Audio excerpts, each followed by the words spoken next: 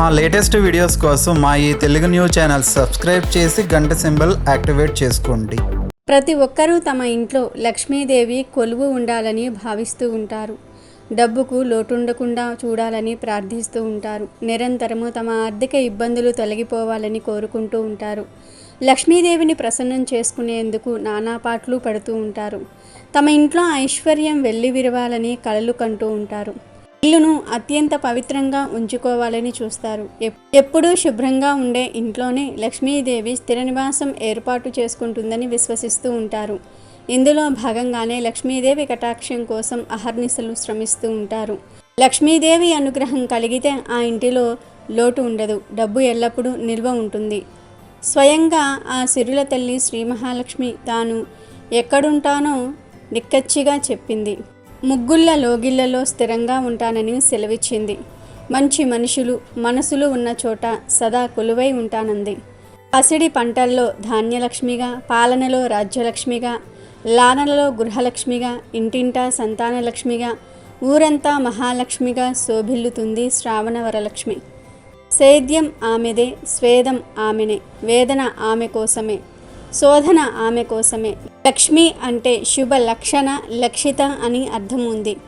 మనిషి రూపురేఖలు ఎలా ఉన్నా గుణగణాలు సక్రమంగా ఉంటేనే లక్ష్మీ కటాక్షం కలుగుతుంది. మనలోని శుభ లక్షణాల కలబోతే లక్ష్మి. ధైర్యము, వీర్యము, ఆరోగ్యము, బుద్ధి ఇవన్నీ లక్ష్మీదేవి సంకేతాలే. వీటినే ధైర్యలక్ష్మి అని, సంతానలక్ష్మి అని వివిధ పేర్లతో పలు రూపాల్లో కొలుస్తూ ఉంటాం. పవిత్రంగా ప్రశాంతంగా ఉండే ఇంట్లో మనుషులతో తాను ఉంటానని స్వయంగా లక్ష్మీదేవియే ప్రకటించింది. అందరూ లక్ష్మి తమ ఇంటిలో స్థిర నివాసం ఉండాలని కోరుకుంటూ ఉంటారు. లక్ష్మి కూడా తమ భక్తులతోనే ఉండాలని కోరుకుంటుంది. లక్ష్మీదేవి ఏ భక్తుల దగ్గర ఉండాలని అనుకుంటుందో వారికి కొన్ని సంకేతాలు పంపిస్తుందని పండితులు చెప్తూ ఉన్నారు. ఆ సంకేతాలు మీకు గనుక కనిపిస్తే త్వరలో లక్ష్మీదేవి మీ ఇంటికి రాబోతుంది అని అర్థం చేసుకోండి. మరి లక్ష్మీదేవి ఇంటికి వచ్చే ముందు పంపే 7 సంకేతాలు ఏమిటో ఇప్పుడు మనం ఈ వీడియోలో వివరంగా తెలుసుకుందాము. అంతకన్నా ముందు మా వీడియో నచ్చితే లైక్ చేసి షేర్ చేయండి. అలాగే మా ఛానల్ని కూడా సబ్స్క్రైబ్ చేసుకుని మాకు సపోర్ట్ చేయండి. ఇక వీడియోలోకి వస్తే, మన చుట్టూ ఉన్న ప్రకృతి కూడా లక్ష్మీదేవి ప్రతిరూపమే. ఆ తల్లిని ప్రకృతియే నమః అని స్తుతిస్తూ ఉంటారు. ప్రకృతిలోని ప్రతి సంపద తనే. పాంచభౌతిక శక్తులైన భూమి, జలము, అగ్ని, వాయువు, ఆకాశాలను సమన్వయపరిచి పుడమిపై నివసించే ప్రాణులకు రక్షణ కల్పించే శక్తి లక్ష్మి. పంట పొలాల్లోనే కాదు, పచ్చని చెట్లల్లోనూ ఆమె నివసిస్తూ ఉంటుంది. లక్ష్మీదేవి నివసించే మొక్కలలో తులసి మొక్క ఒకటి. లక్ష్మీదేవి ఇంటికి వచ్చే ముందు తులసి మొక్క ద్వారా కొన్ని సంకేతాలను పంపిస్తుంది. మీరు ఉదయం తలుపు తీసిన వెంటనే తులసి మొక్కను చూసినట్లు అయితే ఆ మొక్క చక్కగా పచ్చగా ఉండి లైట్గా కదులుతున్నట్లు ఉంటే త్వరలో లక్ష్మీదేవి మీ ఇంటికి రాబోతుంది అని అర్థం. ఎటువంటి గాలి రాకపోయినా తులసి మొక్క దానంతటా అది ఊగుతూ కదులుతూ ఉంటే లక్ష్మీదేవి మీ ఇంటికి రావడానికి సిద్ధంగా ఉంది అని అర్థం చేసుకోండి. లక్ష్మీదేవి మీ ఇంటికి వచ్చే ముందు పంపే సంకేతాలలో రెండవది సువాసన. మీరు బయట నుంచి ఇంట్లోకి వస్తున్నప్పుడు మీ ఇంటిలో మంచి సువాసన వస్తూ ఉంటే త్వరలో లక్ష్మీదేవి మీ ఇంటికి రాబోతుందని అర్థం చేసుకోండి. పూజ గదిలో మరియు తులసి చెట్టు వద్ద అగరబత్తి వెలిగించకపోయినా మంచి సువాసన వస్తే లక్ష్మీదేవి మీ ఇంటికి రాబోతుందని అర్థం చేసుకోండి. లక్ష్మీదేవి పంచభూతాలలోనూ ఉంటుంది. లక్ష్మీదేవి ఇంటికి వచ్చే ముందు గాలి ద్వారా అంటే మంచి సువాసన ద్వారా మనకు సంకేతాన్ని పంపిస్తుంది. అలాగే మీకు కలలో వాటర్ ఫాల్స్ కనిపిస్తే త్వరలో మీ ఇంటికి లక్ష్మీదేవి రాబోతుంది అని అర్థం. మీరు వాటర్ ఫాల్స్ చూడడానికి వెళ్ళినప్పుడు 2 కొండల మధ్య నుండి నీటి దారలు పడుతున్నట్లు కల వస్తే లక్ష్మీదేవి మీ ఇంటికి రాబోతుందని మీకు పంపే సంకేతం. అయితే కలలో సముద్రం రావటం అంత మంచిది కాదని పండితులు చెప్తూ ఉన్నారు. సముద్రం కాకుండా కేవలం వాటర్ ఫాల్స్ మాత్రమే కలలో కనిపిస్తే అతి త్వరలో మీరు అదృష్టవంతులు కాబోతున్నారని అర్థం చేసుకోండి. ఇక లక్ష్మీదేవి మీ ఇంటికి వచ్చే ముందు ఆవు ద్వారా కొన్ని సంకేతాలను పంపుతుంది. కలలో తెల్ల ఆవు కానీ, ఎరుపు రంగులో ఉండే ఆవు కానీ కనిపిస్తే త్వరలో సంపదలకు ఆదిదేవత అయిన లక్ష్మీదేవి మీ ఇంటికి రాబోతుందని అర్థం. మీరు కలలో ఆవు దూడతో ఆడుతున్నట్లు కనిపించిన, ఆవు పాలు తాగుతున్నట్లుగా కనిపించిన లక్ష్మీదేవి మిమ్మల్ని అనుగ్రహించిందని అర్థం చేసుకోండి. ప్రతిరోజు ఆవు మీ ఇంటి ముందు వచ్చినా, మీరు పని మీద బయటకు వెళ్ళినప్పుడు ఆవు ఎదురు వచ్చినా, ఆవు అరుపు వినిపించినా త్వరలో లక్ష్మీదేవి మీ ఇంటికి వస్తుందని తెలిపే సంకేతం. ఇలా ఆవు కనిపిస్తే దానికి బెల్లం లేదా తోటకూరను తినిపించండి. ఇలా చేయటం వల్ల లక్ష్మీదేవి మరింత ప్రసన్నం అవుతుంది, మీకు అష్టైశ్వర్యాలను ఇస్తుంది. అయితే కలలో నల్ల ఆవు కనిపించటం మాత్రం అశుభం కింద పరిగణించబడింది. తెల్ల లేదా ఎర్ర ఆవులు కనిపిస్తే మాత్రం మీకు శుభం కలుగుతుంది. అలాగే లక్ష్మీదేవి మీ ఇంటికి వచ్చే ముందు పంపే సంకేతాలలో గుడ్లగూబ కూడా ఒకటి. గుడ్లగూబ లక్ష్మీదేవి వాహనం. కలలో మీకు గుడ్లగూబ కనిపిస్తే అది శుభశకునం అని అర్థం చేసుకోండి.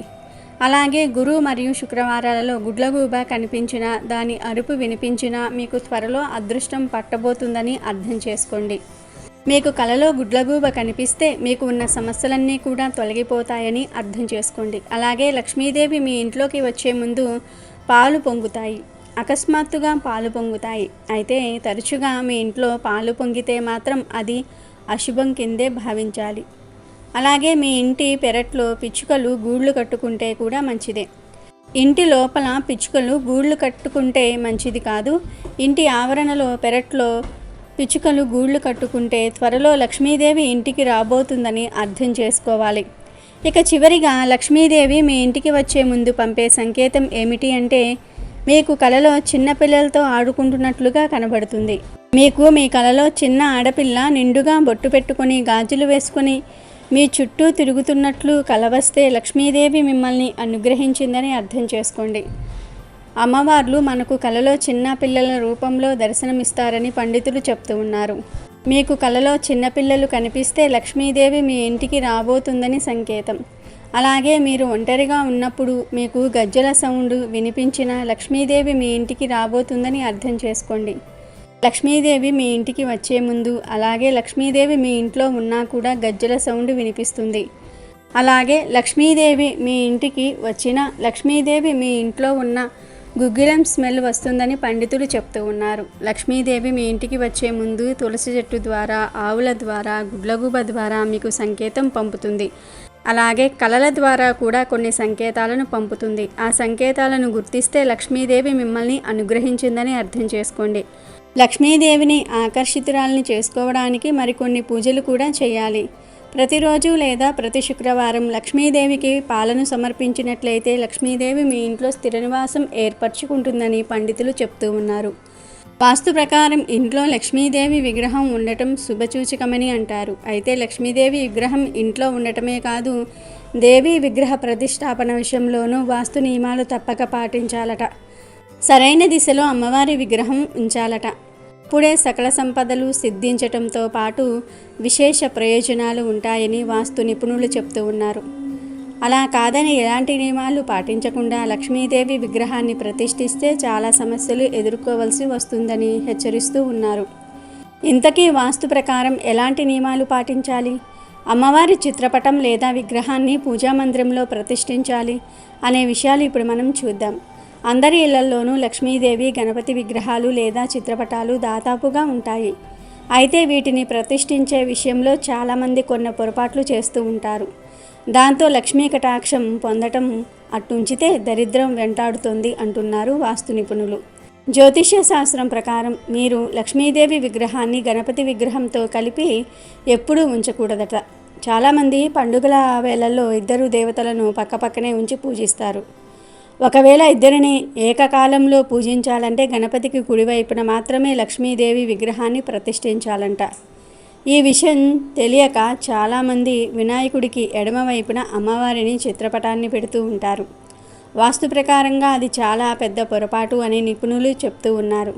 అంతేకాదు వాస్తు ప్రకారంగా లక్ష్మీదేవి ప్రతిష్టాపనలో మీరు తెలుసుకోవాల్సిన మరో ముఖ్యమైన విషయం ఏమిటి అంటే, పూజా మందిరంలో ఎప్పుడూ లక్ష్మీదేవి నిలువెత్తి విగ్రహాన్ని ఉంచుకోకూడదట. అలాంటి రూపంలో ఉన్న అమ్మవారి విగ్రహం లేదా చిత్రపటాన్ని పూజించడం వల్ల కలిగే ప్రయోజనాలు శూన్యమని చెప్తూ ఉన్నారు.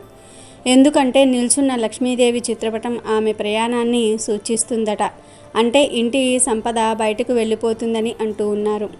అందుకే పండితులు మీ పూజా మందిరంలో ఎప్పుడూ కమలంపై సంతోషకరమైన భంగిమలో కూర్చొని ఉన్న లక్ష్మీదేవి విగ్రహాన్ని ప్రతిష్ఠించాలని చెప్తూ ఉన్నారు.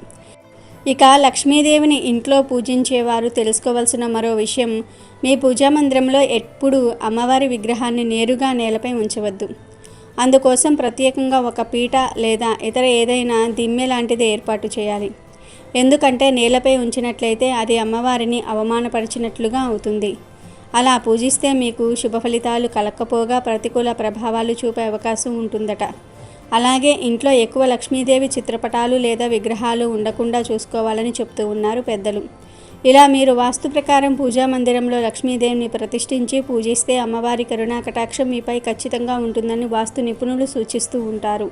మనందరికీ ఊహ తెలిసినప్పటి నుండి లక్ష్మీ అమ్మవారి పటాలను విగ్రహాలను చాలా చూసే ఉంటాము. కానీ ఎక్కడ చూసినా మనకు లక్ష్మీ అమ్మవారు తామర పుష్పంలో కూర్చున్నట్టే కనిపిస్తారు. అయితే లక్ష్మీదేవి కేవలం తామర పువ్వుపై కూర్చొని మాత్రమే మనకు దర్శనం కనిపించడానికి గల కారణం ఏమిటి అనే విషయం చాలామందికి తెలియకపోవచ్చు.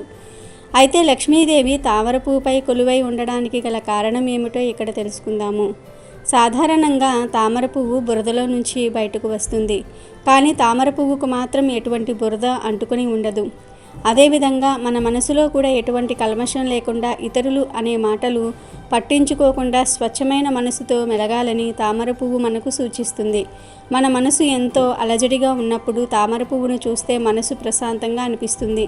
తామర పువ్వు ఎల్లప్పుడూ సరస్సులలో, కొలనులలో, నీటి ప్రవాహం ఉన్న ప్రాంతాలలో వికసిస్తుంది. తామర పువ్వు నీటి ప్రవాహం ఎటువైపు ఉంటే అటువైపు కదులుతూ ఒక చోట నిలకడ లేకుండా ఉంటుంది. అదేవిధంగా లక్ష్మీదేవి కూడా మన ఇంట్లో నిలకడగా ఉండకుండా కొన్ని రోజులు ఆర్థికంగా ఎలాంటి సమస్యలు లేకుండా ఉంటే మరికొన్ని రోజులు ఆర్థిక సమస్యలను కలిగిస్తూ ఉంటుంది. ఈ విధమైనటువంటి విషయాలను మనకు తెలియజేయడానికి లక్ష్మీదేవి తామర పువ్వుపై కొలువై ఉంటుందని ఆధ్యాత్మిక పండితులు చెప్తూ ఉన్నారు. లక్ష్మీదేవికి తామర పువ్వు అంటే ఎంతో ఇష్టం కాబట్టి ప్రతి మంగళవారము, శుక్రవారము తామర పువ్వును లక్ష్మీదేవి పాదాల వద్ద పెట్టి పూజ చేయాలి. ఇలా వరుసగా 5 వారాలు చేస్తే మంచి ఫలితాలు కనిపిస్తాయి. డబ్బుకు సంబంధించిన సమస్యలు తగ్గుతాయని పండితులు చెప్తూ ఉన్నారు. అమెజాన్లో బెస్ట్ డిస్కౌంట్స్ కోసం వీడియో డిస్క్రిప్షన్లో లింకు ఉంది, చూడండి. అలాగే మా టెలిగ్రామ్ ఛానల్ సబ్స్క్రైబ్ చేసుకోండి.